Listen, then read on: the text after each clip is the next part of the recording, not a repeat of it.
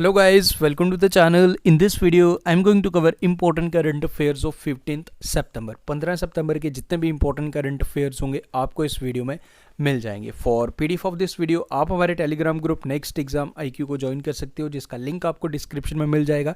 Telegram group पर आपको daily current affairs के PDF प्रोवाइड कर दिए जाते हैं. तो शुरुआत करते हैं आज का इंपॉर्टेंट करंट अफेयर्स की.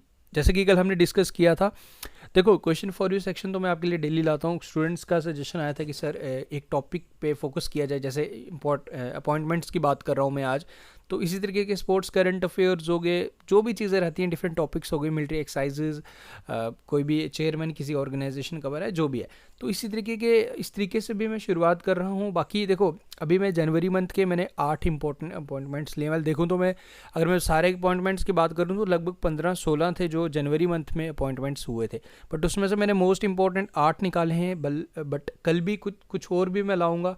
देखो पूरी तरीके से चीज़ों को करेंगे, कोई भी लूप होल नहीं छोड़ेंगे. आज जनवरी का मैं एक समझ लो कि आज जनवरी के आधे अपॉइंटमेंट्स हैं, कल आपको फिर से मिलेंगे, जो क्वेश्चंस रहेंगे वो भी जनवरी के होंगे. तो इस तरीके से भी हम कवर कर सकते हैं. बाकी रैंडम क्वेश्चंस जैसे मैं लाता था वैसे भी ला सकते हैं. बाकी आप अपने सजेशंस मुझे कमेंट करके दीजिए कि आपको कैसे पसंद है, कैसे आपको अच्छा लगेगा. फिर उसके अकॉर्डिंग उसके बाद में देखूंगा कि जो आप लोगों के लिए चीज़ें अच्छी रहेंगी वैसे ही हम कंटिन्यू करेंगे. तो बाकी आज ये 8 क्वेश्चन हैं, इनके आंसर्स आपको मिल जाएंगे at the end of the video. तो फर्स्ट क्वेश्चन आपके लिए आज, who has been appointed as a deputy national security adviser in the national security council secretariat, ये बताइए. सेकंड क्वेश्चन है, किसे चेयरमैन बनाया गया एंड CEO बनाया गया रेलवे बोर्ड का. ये सारे अपॉइंटमेंट्स जनवरी मंथ के. 24th director general of Indian coast guard कौन बने हैं. किसे अपॉइंट किया गया है US इंडिया बिजनेस काउंसिल के प्रेसिडेंट, ये बताना आपने. Secretary general Shanghai corporation organisation के किसे बनाया गया, इंपॉर्टेंट है ये बताइए. Who has been appointed as a chair of the UN counter terrorism committee, किसे बनाया गया. वाइस प्रेसिडेंट कौन बने हैं, बीजिंग बेस्ड जो हमारा बैंक है basically, Asian infrastructure investment bank AIIB. And 8वां क्वेश्चन है, किसे अपॉइंट किया गया है chairman of insolvency and bankruptcy board of India. कोशिश करो बताने की. 8 क्वेश्चन हैं, 3-4 तो आई होप आप बता सकते हो, बाकी आप क्रॉस चेक कर लेना eight the end of the video, but participate करना आपको इसमें ज़रूरी है. ओके बाकी आप अपने सजेशन ज़रूर कमेंट करके मुझे दीजिए. फर्स्ट क्वेश्चन आज आपके लिए, recently the military camp at Kibithu garrison which is very close to the line of actual control यानी कि LAC इन अरुणाचल प्रदेश, तो हैज़ बीन रीनेम्ड एज, तो इसे रीनेम किया गया. किसके नाम पे इसे रीनेम किया गया, पिक्चर से आपने ज़रूर इनको हमारे पहचान लिया. हमारे पहले देश के CDS बने थे लेट जनरल बिपिन रावत जी, जिनका दिसंबर मंथ में हेलीकॉप्टर क्रैश में एक्सीडेंट हुआ था. So correct answer for this question is option number C. General Bipin Rawat के नाम पे इसको रीनेम किया गया, मिलिट्री कैंप एट किबीथू. अब इसके पीछे क्या हिस्ट्री है कि क्यों किबीथू को ही क्यों रीनेम किया गया इनके नाम पे. देखो जब इन्होंने हमारे जो हमारे फर्स्ट CDS बने थे जनरल बिपिन रावत, इन्होंने यहाँ पे भी बटालियन जो इसकी 511 गोरखा राइफल्स की भी थी, इन्होंने 1999 से 2000 तक यहाँ पे ये इनकी ट्रेनिंग्स वगैरह यहाँ पे हुई थी. तो यही रीज़न है कि इनको एज ए डेडिकेट किया.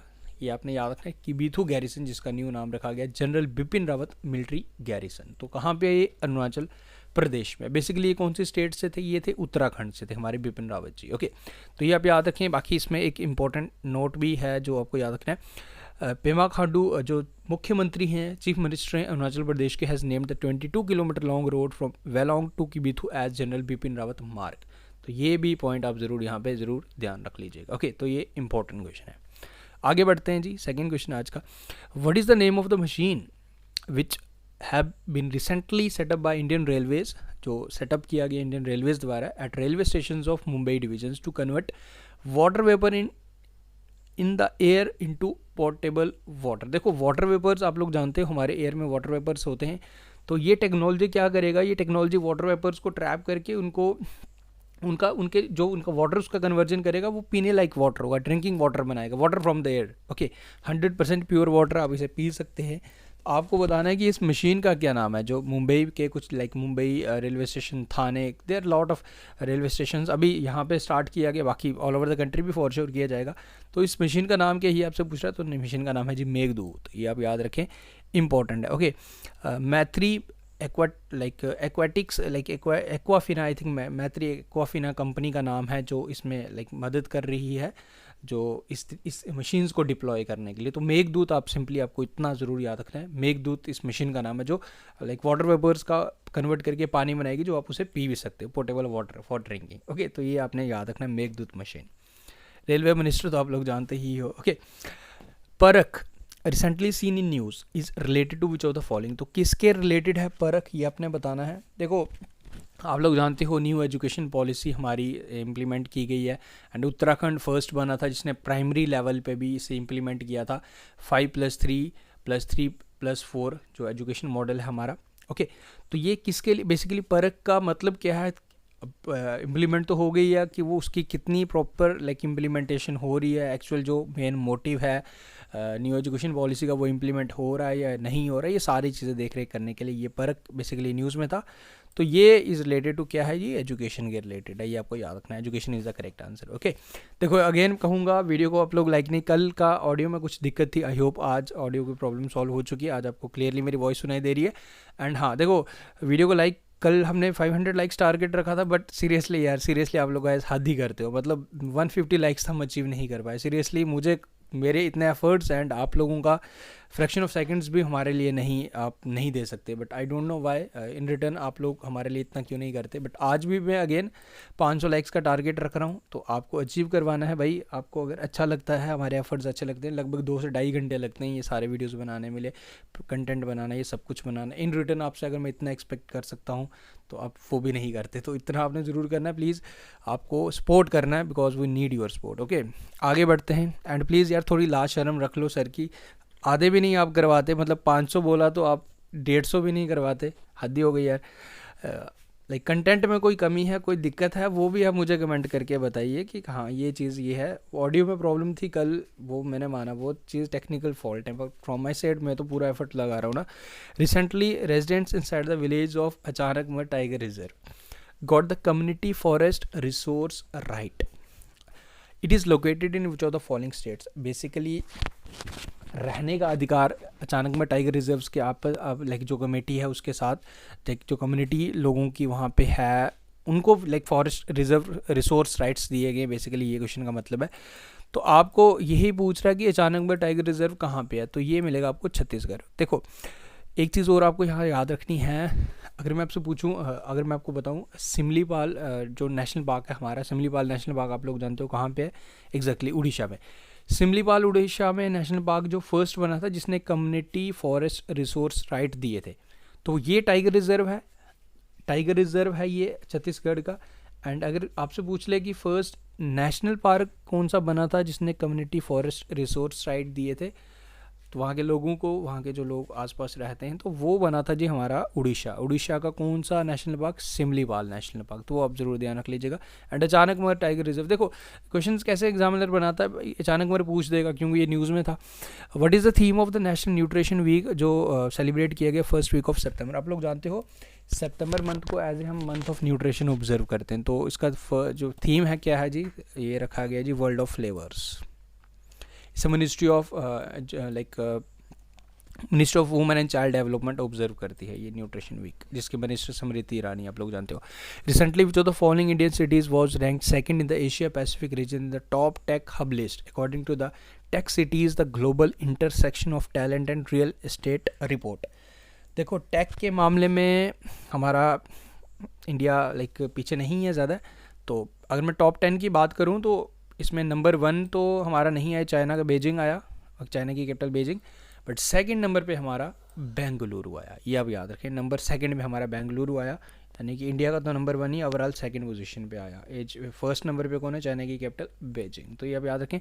बाकी अगर मैं बात करूँ कर्नाटका भी आया, चेन्नई भी आया, वो आपको याद रखने की रिक्वायरमेंट नहीं है, बट बेंगलुरु तो आपने ज़रूर याद रखना है, जो आपको कर्नाटका में मिलेगा। ओके, जहाँ आपको इसरो के हेडक्वार्टर्स पे मिलेंगे। Recently which of the following state has announced its aerospace and defence policy 2022 to 2027 date has came into effect.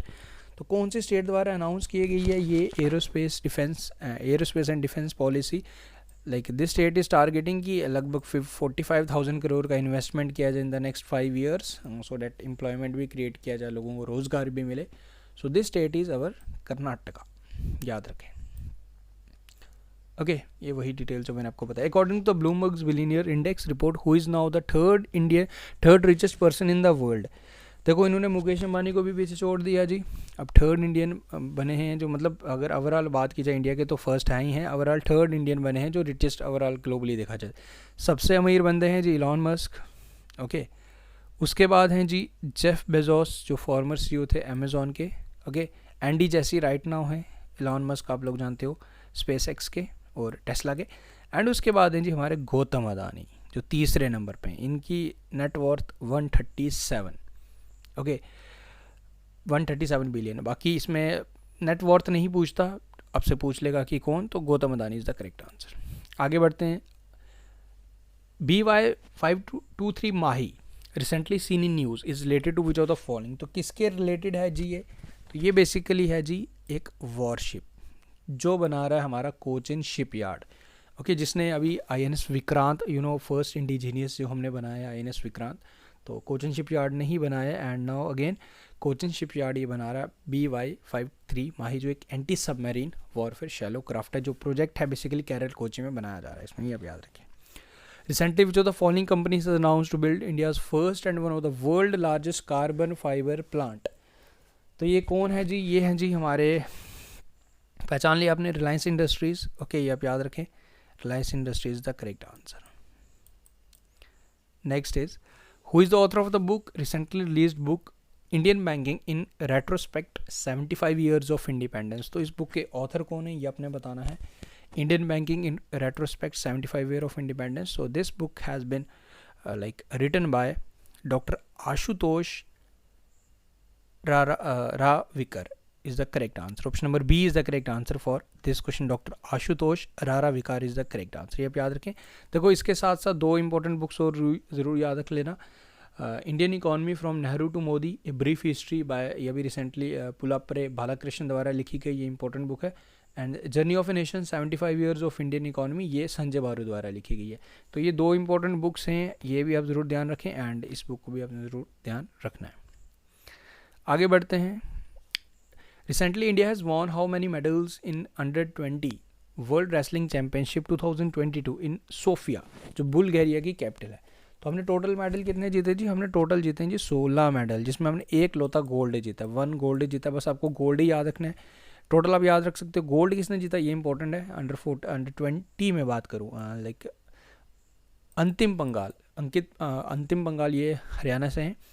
And ये फर्स्ट इंडियन वुमेन बनी जिन्होंने लाइक गोल्ड मेडल जीता है जी at Under-20 world wrestling championship जो हुई है 53 kg category में। तो इनका नाम ज़रूर याद रख लीजिएगा, इंपॉर्टेंट है। बुल्गारिया की कैपिटल पूछ सकता है आपसे, तो फिर आप अगर आपने करंट अफेयर में नहीं होगा, अगर आपसे बुल्गारिया पूछ लिया कि इसकी कैपिटल है, फिर आप सोचोगे कि कैसे एग्जामिनर रैंडमली कुछ भी पूछ देता है। एग्जामिनर रैंडमली कुछ नहीं पूछता, कुछ ना कुछ तो रीज़न ज़रूर रहता है।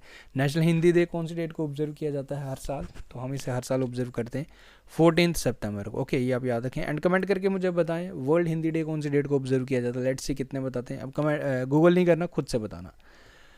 सो नाउ इसके बाद कुछ ये इंपॉर्टेंट फैक्ट्स हैं रिलेटेड टू हमारी ऑफिशियल लैंग्वेज, जो हमने इसे कॉन्स्टिट्यूंट असेंबली ने इसे रिकग्नाइज़ किया था। Okay Hindi as a official one of the official language in India. And इसको हमारी 22वीं जो शेड्यूल लैंग्वेज हैं इसे इसमें ऐड किया गया, जो हमारी 8वें शेड्यूल में मेंशन है। हमारी 22 लैंग्वेज आप लोग जानते हो। और 5वें मोस्ट स्पीकन में अगर हम बोलें, and article 343 of the constitution deal with the official language of India, तो ये आर्टिकल भी ध्यान रखना। सो ये हो गए जी क्वेश्चंस। नाउ जो स्टार्टिंग में क्वेश्चंस थे उनके आंसर्स मैं शेयर कर लेता हूँ। कौन बने जी नेशनल सिक्योरिटी एडवाइज़र, ये बने विक्रम मिश्री। ओके तो इंडियाज़ एम्बेसडर चाइना थे, अभी कौन है जी, PK Rawat. Okay railway board के CEO एंड चेयरमैन कौन है, VK Tripathi. Indian coast guard के 24th डायरेक्टर जनरल बने VS Pathania. President of India US business council कौन बने हैं, अतुल कश्यप। शिंगाई कॉरपोरेशन के सेक्रेटरी जनरल कौन है जी, Zhang Ming. UN counter terrorism committee के चेयरमैन बनाएंगे TS तिरुमूर्ति।